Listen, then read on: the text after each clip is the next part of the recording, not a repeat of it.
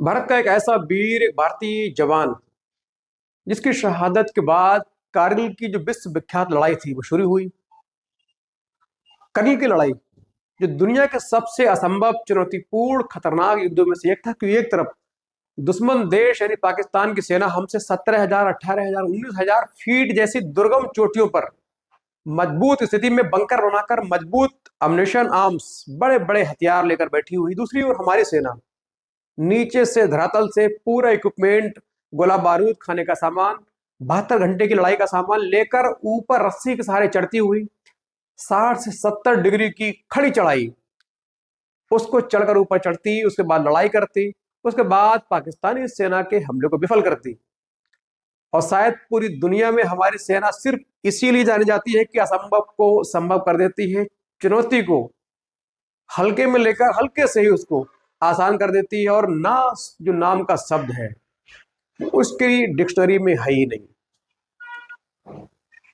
कल की जो लड़ाई है वो शुरू क्यों हुई? क्योंकि कारगिल की लड़ाई है, पूरे देश ने देखा किस तरह हमारी सेनाएं, नए नए जवान, हमारे नई नई जो दुल्हने हैं वो विधवा हो रही थी, हमारे नए नए जवान तिरंगों में लिपट कर अपने देश के लिए प्राणों की आहुति देकर वीर गति को प्राप्त करके अपने मातृभूमि वापस लौट रहे थे। लेकिन क्या आप जानते हैं कारगिल युद्ध की शुरुआत कैसे हुई? कारगिल युद्ध की जो आधिकारिक घोषणा कैसे हुई? कैसे मालूम चला कि पाकिस्तान के घुसपैठियों ने हमारी जो चौकियां हैं उनमें बैठकर हमारे खिलाफ हमले की पूरी योजना बना ली है? दरअसल आपको बता दो, सबसे पहले एक शिमला समझौता हुआ था। उसमें पाकिस्तान के पीएम और भारत की जो पूर्व प्राइम मिनिस्टर इंदिरा गांधी, इस शिमला में समझौता हुआ था कि जो कारगिल की चोटियां हैं चूंकि बहुत ऊंची हैं, वहां हमेशा सर्दी के मौसम में लगभग 25-30 डिग्री बर्फ रहती है। ऐसे में दोनों सेनाओं के लिए सरहद की रक्षा करना मुश्किल था, बहुत लॉस हो रहा था। इसीलिए दोनों देशों के जो राष्ट्राध्यक्ष हैं उन्होंने तय किया कि सर्दी के बर्फ के महीने में दोनों देश की सेनाएं हैं अपने अपने बंकर छोड़कर नीचे आएंगी।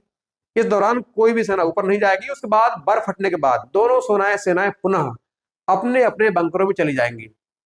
इसी का जो पालन है वो लगातार हो रहा था। लेकिन 1999 में पाकिस्तान ने चुपके से, जब हमारी सेना नीचे थी, उसी वक्त चुपके से बुरी नीयत से आकर पूरी मजबूती के साथ हमारे बंकरों में आकर बैठ गए जो खाली पड़े थे। इसीलिए करगिल युद्ध हुआ। लेकिन करगिल युद्ध कैसे हुआ? दरअसल सबसे पहले 3 मई 1999 को एक ताशी नामग्याल नाम के चरवाहे ने करगिल में पाकिस्तानी घुसपैठ को देखा। दरअसल उनका एक याक, उनके पास भेड़े थी, घोड़े थे, याक थे, उनका एक याक कहीं खो गया था। उसको दूरबीन के सहारे ढूंढने के लिए वो पहाड़ी पर चढ़े। जब वो अपनी दूरबीन से अपने याक को देख रहे थे तो अचानक उनकी दूरबीन में कुछ सैनिकों की हरकत नजर आई। उनके कान खड़े हुए, क्योंकि उनको मालूम था, लोकल रहने वाले थे, कि इस दौरान इस इलाके में कोई भी सेना का मूवमेंट नहीं है। इसीलिए उन्होंने देखा कि कुछ पाकिस्तानी सैनिक, जो कुछ पाकिस्तानी यूनिफॉर्म में है, कुछ कुर्ता पैजामा में है, ये कुछ खुदाई कर रहे हैं, मोर्चाबंदी कर रहे हैं। उसने फौरन नीचे आकर सेना के कैंप में जानकारी दी। सेना के कैंप में जानकारी मिलते ही सेना ने इसको क्रॉस चेक करने के लिए फौरन वहां एक तैनात 4 जैट की बटालियन को आदेश दिया कि 6 से 7 व्यक्तियों की पेट्रोल पार्टी भेजकर ये इंश्योर किया जाए कि क्या ताशी नामग्याल की बात सही है या नहीं। यदि सही है तो निश्चित तौर पर ये बहुत गंभीर खबर है। 4 जैट बटालियन के सीओ, जो कमांडिंग ऑफिसर हैं, कर्नल साहब, उन्होंने 6 जवानों की टीम तैयार की। उसमें कैप्टन सौरभ कालिया, उनको कमांडर बनाया। मात्र 4 महीने की नौकरी हुई थी, पहली पोस्टिंग ही पहुंचे थे। उनके साथ उनके साथी जवान अर्जुन राम, भंवरलाल, भीका राम, मूला राम, नरेश सिंह, इन 5 जवानों के साथ एक कैप्टन की टोली तैयार की। इनको हल्के आर्म्स देकर, एम्यूनिशन देकर, रेडियो सेट देकर बजरंग पोस्ट की ओर, जिस ओर से ताशी नामग्याल ने खबर दी थी, वहां भेजा गया। ये बड़े आराम से जा रहे थे। जब ऊपर पहुंचे तो अचानक पाकिस्तानी सेना ने इन पर फायर खोल दिया। इन्होंने अपना मोर्चाबंदी संभाली, अपनी जो आड़ है पकड़ी, जगह पकड़ी, पत्थर में छिपे लगातार फायरिंग की और पाकिस्तानी सेनाओं को मुंहतोड़ जवाब दिया। और रेडियो सेट से नीचे फोन कर दिया कि पाकिस्तानी जो सेना है यहां बैठी हुई है, ताशी नामग्याल की जो बात है सही है, इनकी पूरी युद्ध की तैयारी है।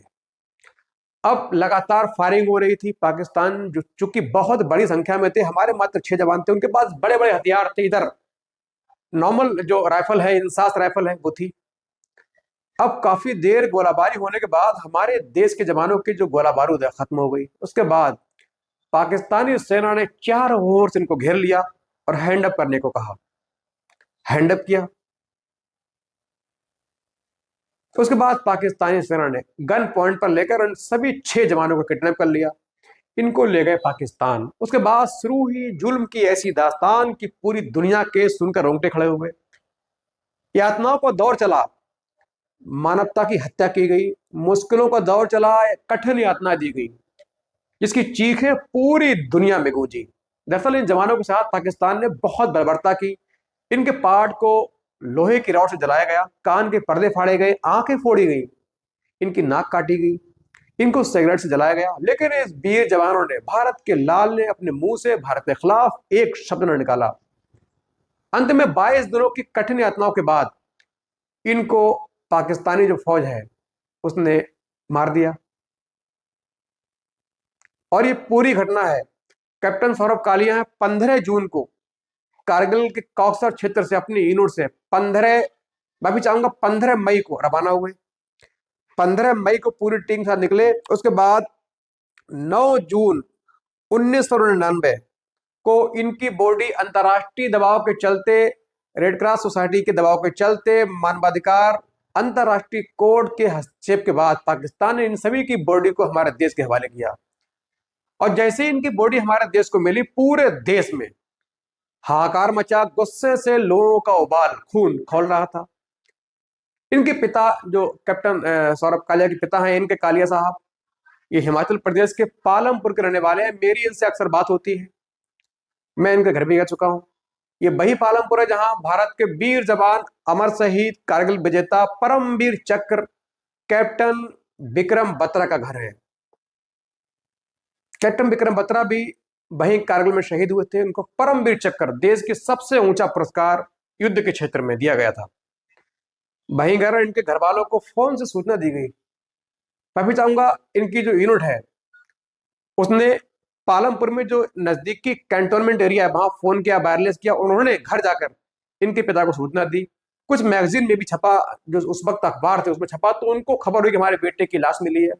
बेटे की लाश पहुंची। बड़े बेटे ने इनकी लाश को, इनकी जो बॉडी है उनको खोला। सिर्फ भवों के सहारे, जो भाव है और बाकी 2 एक निशान है, उनके सहारे पहचान के पूरे चेहरे मिटे हुए थे। पूरे देश में 6 जवानों के शव हैं, इनकी चर्चा हो रही थी। देश में नफरत थी, पाकिस्तान का खिलाफ गुस्सा उबाल पर था। उसके बाद पाकिस्तान के खिलाफ युद्ध की घोषणा की गई। फिर हमारी जवानों ने किस प्रकार, हमारे रणबांकुरों ने पाकिस्तानी सेना के छक्के छुड़ाए, पूरी दुनिया ने देखा। उनके घर में जाकर उनको मारा, सामने से जाकर गन पॉइंट पे जाकर 17,000, 16,000, 5, 6, 7 किलोमीटर की ऊंचाई पर चढ़कर जाकर उनके सामने से, गन के सामने से जाकर उन्हीं को मार दिया। ऐसा हमारी सेना ने किया। और कैप्टन सौरभ कालिया 1997 में ये सीडीएस के जरिए आर्मी भर्ती हुए। शुरू से ही सेना में जाने का शौक था, सेना में गए, भर्ती हुए, ट्रेनिंग की। 1998 के दिसंबर में ये पासिंग आउट हुए। उसके बाद जनवरी 1999 में ये बरेली के जाट सेंटर पहुंचे, क्योंकि इनकी पोस्टिंग है, इनको कमीशन है, वो जाट रेजिमेंट में दिया गया, जिसका सेंटर यूपी के बरेली में है। वहां से जनवरी के पहले सप्ताह में ये अपनी यूनिट 4 जाट के लिए करगिल पहुंचे, जहां इनकी यूनिट की डिप्लॉयमेंट थी। और वहीं से पूरी घटना घटी। उसके बाद कैप्टन सौरभ कालिया के जो पिता हैं, इन्होंने पूरी दुनिया के जो कोर्ट, जो अंतर्राष्ट्रीय कोर्ट हैं, सोसाइटियां हैं, सबको फोन किया। पूरे भारत में इन्होंने हर दफ्तर के चक्कर काटे जहां लगता था कि पाकिस्तान को यहां से सजा मिल सकती है। लेकिन अफसोस, उनके पिता का कहना है कि आज तक उनके बेटे के कातिलों को उनको कोई भी कोर्ट पनिशमेंट नहीं दिला पाया। उनका कहना है कि मैंने कई जोड़ी चप्पल घिसी, जूते घिसे अपने बेटे की शहादत का बदला लेने के लिए। क्रूर पाकिस्तानी सैनिकों पर शिकंजा कसने के लिए भारत के हर कोर्ट गया, हर नेता से सिफारिश की, लेकिन आज तक उनके बेटे के इंसाफ के लिए किसी ने बात नहीं की। उनका ये दर्द है, अक्सर उनकी बातों में छलकता है। उनके कई इंटरव्यूज नेशनल चैनल पर भी है, यूट्यूब पर भी है। आप सुनेंगे तो आप खुद लगेगा कि उनके पिता जो है बहुत नाराज है। उनका कहना है कि उनके पिता, जो बेटा है, उसके बलिदान पर हमें बहुत फख्र है, लेकिन उनके जो कातिल हैं उनको सजा न मिलना कहने के उनके दिल में आज भी एक टीस की तरह चुपता है। अब कैप्टन सौरभ कालिया को हमारा सैल्यूट। दोस्तों वीडियो कैसा लगा ये कमेंट करके जरूर बताएं। अच्छा लगा हो चैनल को सब्सक्राइब भी करें।